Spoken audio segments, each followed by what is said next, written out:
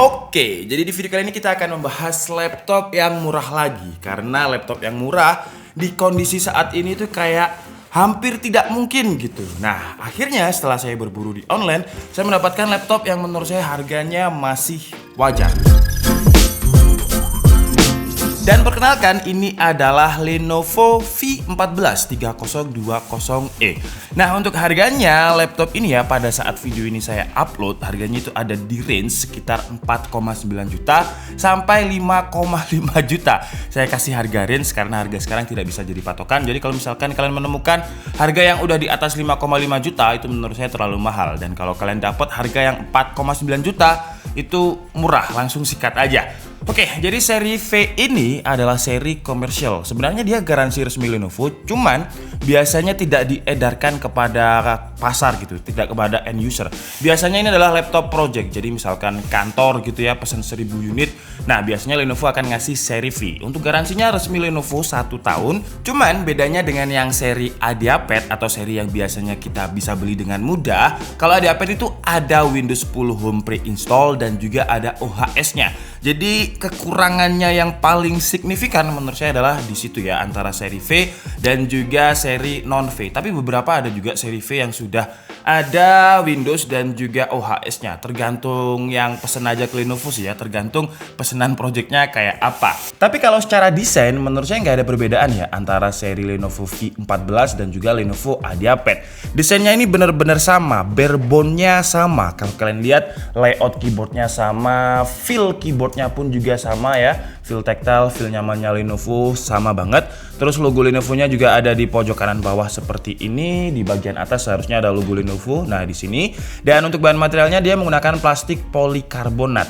Dan kalau secara build quality ya karena plastik ya, jadi dia agak lumer-lumer seperti ini kalau misalkan ditekan-tekan. Jadi jangan sampai laptop ini kedudukan ya, karena bahaya di bagian LCD-nya. Terus kalau untuk frame layar dia lumayan tipis ya, nggak terlalu tebal juga, dan dia juga sudah bisa dibuka sampai 180 degree seperti ini. Nah, tapi kita harus melakukan ritual seperti biasa. Apakah laptop ini bisa dibuka dengan satu tangan? Sayangnya tidak bisa ya untuk Lenovo V14 ini. Terus bedanya lagi dengan AdiaPad, kalau biasanya AdiaPad itu ada privacy shutter ya. Untuk webcamnya di sini nggak ada privacy shutternya. Cuman yang penting ada webcamnya ya. Webcam itu ya pasti sama, resolusinya 720p 30 fps. Bahkan di laptop mahal pun resolusi webcamnya juga 720p 30 fps. Mungkin para vendor laptop itu pengen berbagi rezeki lah dengan para perusahaan atau vendor yang memproduksi webcam eksternal biar mereka laku gitu. Jadi bagi-bagi rezeki. Nah, kalau untuk keyboardnya feel-nya masih Lenovo banget, walaupun kerasa agak plastiki ya, agak plastik. Cuman feel-nya Lenovo masih kerasa, ciri khasnya masih ada. Yang kerasa plastik banget adalah di bagian touchpad-nya. Touchpad-nya ini travel distance-nya terlalu dalam dan agak klotak kayak gitu ya. Terus kalau untuk konektivitasnya dia pakai Wi-Fi 5 dengan Bluetooth versi 4. Dan kalau untuk portnya di bagian kanan ada slot full size SD card. Terus ada audio jack, di sebelah kiri ada input power, ada HDMI, dan 3 buah USB 3.0. Terus nggak ada USB-C-nya ya, jadi sayangnya belum ada USB Type-C. Oke, terus kalau untuk dari segi apakah dia bisa di-upgrade?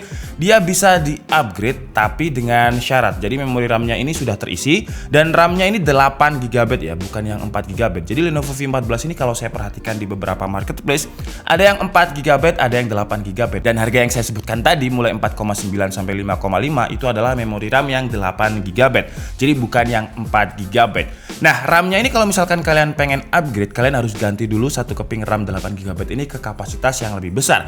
Cuman menurut saya karena prosesornya masih AMD 3020E, ya menurut saya nggak usah di-upgrade lah, 8 GB itu udah cukup. Dan kalau misalkan kalian pengen upgrade hard disk atau SSD SATA bisa, karena masih ada satu slot untuk SATA SSD ataupun hard disk. Dan untuk SSD-nya sendiri dia memiliki kapasitas 256 GB dengan speed yang lumayan kenceng, sekitar 2500 Mbps. Terus kalau untuk baterainya nggak terlalu besar, tapi wajar karena ini adalah prosesor yang hemat daya tanpa discrete graphic card. Jadi kapasitas baterainya ini 30 Wh. Cuman menurut saya kalau misalkan misalkan Lenovo mau menghilangkan port SATA-nya tadi terus digeser atau diperlebar baterainya biar lebih besar kapasitasnya, menurut saya bakalan lebih menarik sih ya. Cuman tergantung kebutuhan juga sebenarnya. Jadi kalau kalian orangnya butuh banyak data, ya port SATA tadi bakalan lebih menarik buat kalian. Tapi kalau kalian butuh baterai yang lebih besar, ya port SATA tadi dihilangin, dimensi baterainya lebih besar. Cuman karena kita cuma dikasih opsi untuk upgrade SATA aja, nggak bisa upgrade baterai, jadi ya kita harus terimalah. Toh 256GB sepertinya juga kurang besar ya. Walaupun yang penting dia udah pakai SSD, tapi menurut saya kalau 256GB dibuat data aja sih cukup, cuman kalau kalian nyimpen banyak video kurang. Jadi harus tambah harddisk atau SSD SATA untuk arsip yang lain. Kalau secara angka, kapasitas baterainya ini emang kecil ya, 30 Wh. Cuman karena prosesornya ini hemat daya, jadi baterainya awet sekitar 6 jam ketika saya coba untuk browsing menggunakan Lenovo V14 3020 ini. Terus kalau untuk spesifikasi layarnya, dia masih belum Full HD ya, jadi masih XD 1366x768 dan layarnya pun masih menggunakan panel TN yang anti glare seperti ini. Jadi anti silau, cuman karena masih TN, kalau kita lihat dari viewing angle atas bawah apalagi ya, cukup terlihat untuk perubahan warnanya. Kalau tengah kira-kira seperti ini kualitasnya, kalau kanan seperti ini masih nggak terlalu terlihat screen bleeding, kiri nggak terlalu terlihat, tapi kalau kita lihat dari atas, wow, seperti itu. Nggak apa-apa ya, kalau misalkan dilihat dari atas itu bisa dijadikan fitur privacy juga. Jadi kalau misalkan kalian laptopan seperti ini, terus teman kalian berdiri di sini kan, dia nggak bisa lihat, apa nih, kalian lagi nonton apa gitu, dia nggak bisa nonton gitu ya. Di positive thinking aja untuk TN-nya ini. Terus kalau untuk performanya, ya kalian jangan berekspektasi lebih karena AMD 3020E ini TDP-nya cuma 6 watt, 2 core, 2 thread dengan maksimum boostnya aja hanya di 2,6 GHz. Jadi ini adalah tipikal laptop mainstream yang mainstream banget, ke bawah banget, kelasnya entry level yang biasanya memang tujuannya untuk digunakan untuk ngetik, browsing, sekolah, webcam. BTW untuk webcamnya kita coba deh. Walaupun biasanya yang 720p 30 fps ya kayak gitu-gitu aja, tapi saya penasaran, kita coba aja untuk webcamnya kira-kira kualitasnya seperti apa. Nah, seperti ini ya untuk kualitas webcamnya.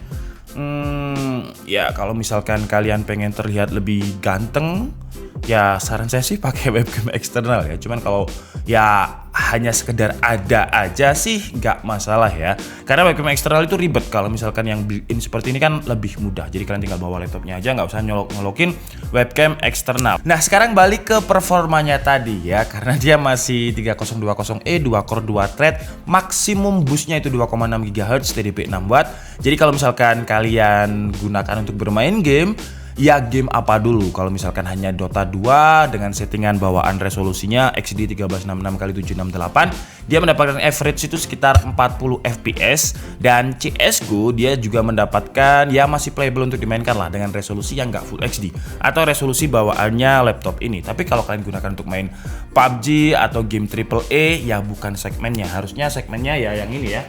Kalian harusnya beli yang Legion ya. Ini adalah laptop tipis Legion ini ya, Core i7 dengan RTX 3060-nya, yaitu baru kalian bisa main game AAA. Oke guys, jadi mungkin cukup segitu aja video singkat dari berburu laptop murah di marketplace, dan akhirnya saya nemu Lenovo V14 3020 ini.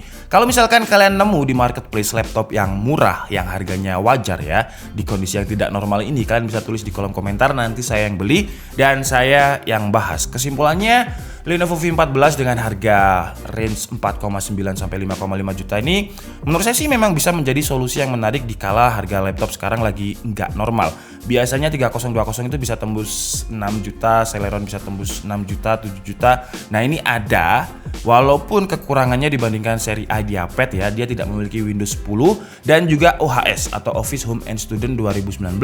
Tapi sebenarnya di seri IdeaPad yang 3020 pun sama ya spesifikasinya. Jadi RAM-nya 8GB, SSD 256GB, layarnya pun juga belum Full HD di seri IP itu. Jadi HD 1366x768, panelnya pun pakai TN. Jadi kesimpulannya, kelebihannya laptop ini adalah lebih murah. Kekurangannya karena ada yang murah pasti ada yang dipangkas. Yang dipangkas adalah Windows 10 pre-installnya dan juga OHS-nya. Tapi kelebihannya dia RAM-nya sudah 8GB. Oke, jadi mungkin cukup segitu aja video kita kali ini. Saya minta maaf kalau ada kesalahan dalam penyampaian informasi. Seperti biasa kalian bisa mengkoreksinya di kolom komentar. Saya Dika Budi and see you on the next video. Bye bye.